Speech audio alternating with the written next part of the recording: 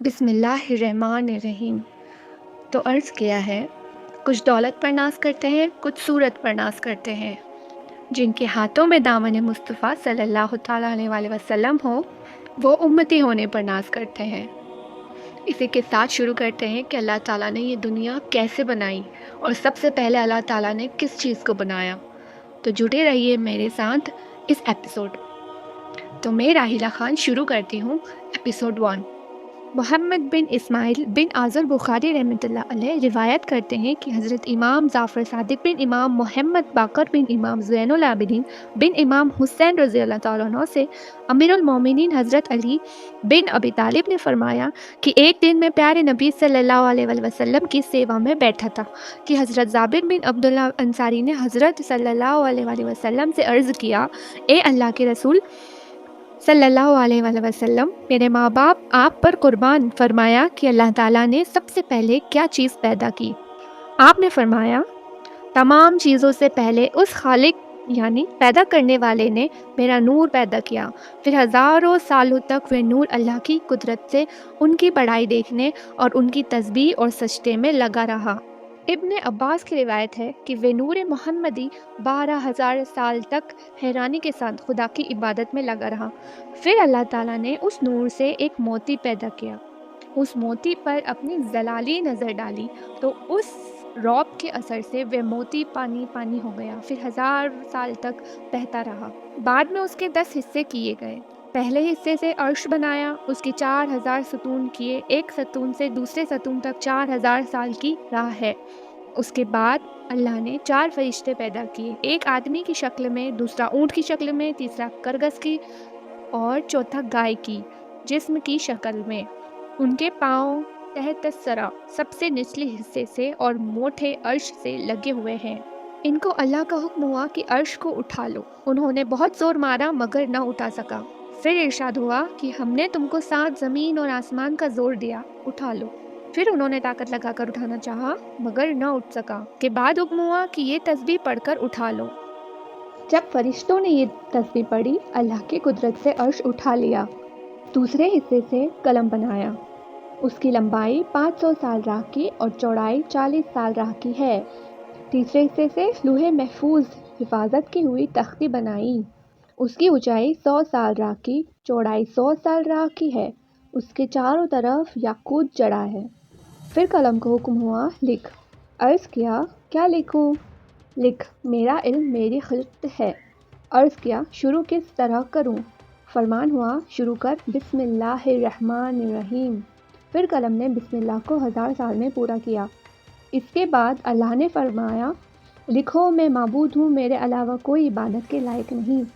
محمد میرے رسول ہیں، جس نے میرے فیصلے پر بھروسہ کیا، میری بھیجی مصیبت پر صبر کیا، میری نعمتوں پر شکر کیا اور میرے حکم پر راضی ہوا، میں اسے صدیق بنا کر اٹھاؤں گا اور قیامت کے دن اسے صدیقوں کے ساتھ اٹھاؤں گا۔ اور جس نے میرے فیصلوں پر بھروسہ نہ کیا، میری بلا پر صبر نہ کیا، میری نعمتوں پر شکر نہ کیا اور میرے حکم پر راضی نہ رہا، اسے چاہیے کہ مجھے ہی معبود چنے۔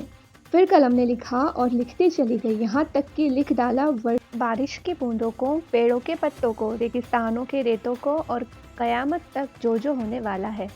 لکھتے ہیں کہ جب قلم نے محمد صلی اللہ تعالیٰ علیہ وآلہ وسلم کا نام سنا تو عرض کیا، اے خدا، تیرے جیسا اور برابر کا کوئی نہیں، پھر یہ کس بزرگ کا نام ہے؟ آواز آئی کہ یہ نام میرے حبیب کا ہے، وہ مخلوق خاص ہے، اگر میں اسے پیدا نہ کرتا تو میری قدرت ظاہر نہ ہوتی۔ سبحان اللہ۔ قلم نے جب یہ آواز سنی تو ہیبت سے اس کا سینہ پھٹ گیا۔ روایت کیا جاتا ہے کہ لوح حرکت میں آئی کہ میرے جیسا کوئی نہیں ہے، کیونکہ مجھ پر خدائی علم لکھا گیا ہے۔ آواز آئی، اللہ ہی ہے جسے چاہتا ہے مٹاتا ہے اور جسے چاہتا ہے رکھتا ہے، اور اسی کے پاس اصل کتاب ہے۔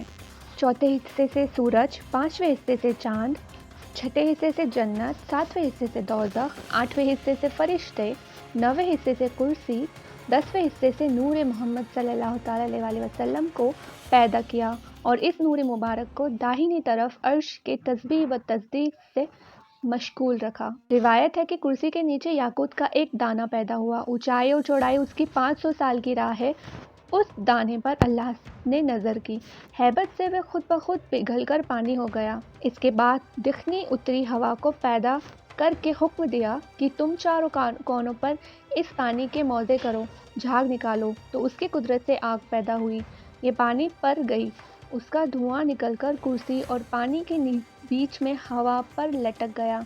इस धुएं को अल्लाह ने 7 पारा किया। एक पारे से पानी का आसमान, दूसरे से तांबे का आसमान, तीसरे से लोहे का आसमान, चौथे से चांदी का आसमान, पांचवें से सोने का, छठे से मरवारीत का और सातवें से याकूत का आसमान हुआ। एक आसमान से दूसरे आसमान का फासला 500 साल का रास्ता है। फिर अल्लाह ताला ने अपनी कुदरत से इस पानी के झाग से लाल मिट्टी की पीठ पैदा की, उसी जगह जहाँ अब खाना काबा है। हज़रत जिब्रील, मिकाईल, इसराफील और इज़राइल अलैहिस्सलाम को हुक्म हुआ कि चारों कोनों से इस मिट्टी को फैला दो। इसके फैलाने से यह ज़मीन पैदा हुई। रिवायत है कि एक दिन अब्दुल्ला बिन सलाम ने हज़रत रसूल खुदा सल्लल्लाहु अलैहि वसल्लम से अर्ज़ किया, ए अल्लाह के रसूल, ज़मीन को किस चीज़ से करार है? फरमाया, काफ पहाड़ से। ज़मीन और आसमान की हरियाली इसी का साया है। काफ पहाड़ की ऊंचाई 500 साल की राह है और काफ पहाड़ के उस पार 7 ज़मीनें मुश्क की, 7 काफुर की और 7 चांदी की है। 70,000 अलम यानी कि झंडे हैं। हर अलम के नीचे 70,000 फरिश्ते हैं। रिवायत करने वाले ने फिर अर्ज़ किया, ए अल्लाह के रसूल, इसके बाद क्या है? फरमाया, एक अजगर है, उसकी लंबाई 2000 साल राह की है। फरमाया कि 7वीं ज़मीन पर फरिश्ते, 6ठी ज़मीन पर शैतान और उसकी औलाद और 5वीं ज़मीन पर देव और 4थी पर सांप और तीसरी पर जानवर तकलीफ पहुंचाने वाले और दूसरी पर परियां और पहली ज़मीन पर सब आदमी है। और 7वें आसमान के नीचे एक गाय है, उसके 4000 सींग है। एक सींग से दूसरे सींग तक 500 साल की राह की दूरी है और ये 7 मोहराए तब के ज़मीन के उसके सींगों के दरमियान है। और वो गाय खड़ी है एक मछली के पुष्ट पर और ये मछली पानी पर है। उस पानी की गहराई 40 साल की राह है और वह पानी हवा पर लटका हुआ है। हवा अंधेरे पर है, अंधेरा दोज़ख पर है, दोज़ख आसमान के एक पत्थर पर है, पत्थर फरिश्ते के सर पर है, फरिश्ता हवा पर है। हवा अल्लाह की कुदरत से लटकी हुई है और उसकी कुदरत बहुत ज़्यादा है। अल्लाह अकबर। अब्दुल्ला बिन अब्बास से रिवायत है कि ये तहतुस्सरा नाम है ताज़ा गुलाब का, जो 7वीं ज़मीन के नीचे है। उसके नीचे दोज़ख है, उसमें एक सरदार है, उसका नाम मालिक है। 19 फरिश्ते मालिक के मातहत है। हर फरिश्ते के दाहिनी तरफ 70,000 हाथ हैं और बाईं तरफ भी 70,000 हाथ हैं। हर हाथ पर 70,000 हथेलियाँ और हर हथेली पर 70,000 उंगलियाँ और हर उंगली पर एक एक अजगर है और हर अजगर के सर पर एक सांप है कि उसकी 70,000 साल की लंबाई है और हर सांप के सर पर एक बिच्छू है। अगर दोज़खियों को एक डंक मारे तो 70 साल तक दर्द से लड़ते रहेंगे। बाएं हाथ की उंगलियों पर एक एक सुतून आग का है। अगर एक सुतून हश्र के मैदान में डाला जाए और सब जिन व इंसान मिलकर उसे हिलाना चाहे तो हिल न सके। इन फरिश्तों को हुक्म हुआ कि तुम दोज़ख के अंदर जाओ। उन्होंने अर्ज़ की कि खुदारा, ऐसी जलती आग में किस तरह जाए? जिब्रील ने रब के हुक्म से एक अंगूठी जन्नत से लाकर उनके माथे पर उसके दाग दिए। अंगूठी पर लिखा था, ला इलाहा इल्लल्लाह मुहम्मदुर रसूलुल्लाह। ये सब इसलिए किया गया ताकि दोज़ख की आँच उन पर असर न कर सके। सुभान अल्लाह। तब वे 19 फरिश्ते दोज़ख में गए और क़यामत तक वहीं रहेंगे। इसीलिए कहा जाता है तो हरगिज़ दोज़ख की आग का सदमा उसे न पहुँचेगा। दोज़ख के 7 दरवाजे हैं। हर दरवाजे के लिए उनमें से एक गिरोह तकसीम किया गया है। दोज़ख का पहला दरवाज़ा जहीम है, दूसरा जहन्नम, तीसरा सकर है, चौथा सईर है, 5वां नता है, छठा हविया है, 7वां हुतमा है। रिवायत है कि एक दिन जिब्रील ने प्यारे नबी सल्लल्लाहु अलैहि वसल्लम की खिदमत में कहा भेजी थी कि यकायक ज़लज़ले के सदमे से ज़मीन व पहाड़ हिल गए और उसके साथ हौलनाक आवाज़ आई कि मुबारक चेहरे का रंग बदल गया। हज़रत सल्लल्लाहु अलैहि वसल्लम ने जिब्रील से पूछा कि यह कैसी आवाज़ थी?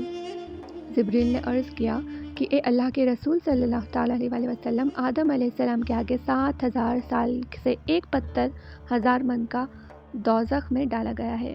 आज तक ये नीचे चला जाता था, अभी वह कुंवारे हुतमा में पहुंचा। ये उसकी आवाज़ थी। حضرت صلی اللہ تعالی علیہ وسلم نے پوچھا وہ کس کی جگہ ہے؟ عرض کی کہ منافقوں کی۔ چھٹے درجے میں مشرک رہیں گے، پانچویں درجے میں بت پرست رہیں گے، چوتھے درجے میں شراب پینے والے، تیسرے درجے میں ترسا، دوسرے درجے میں یہودی اور پہلے درجے میں تمہاری امت کے گناہگار رہیں گے۔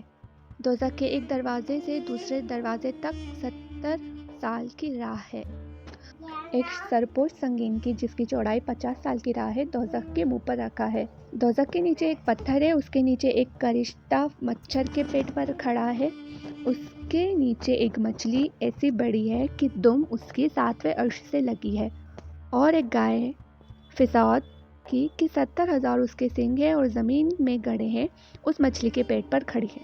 اگر وہ ہلے ڈلے تو تمام دنیا تہز نہز ہو جائے۔ روایت ہے عبداللہ بن عباس سے کہ ہر آسمان پر ان گنت فرشتے ہیں، وہ سب اللہ تعالیٰ کے حکم سے تسبیح، تصدیق، تحلیل، تمہید، تمجید، تکبیر میں لگے ہوئے ہیں۔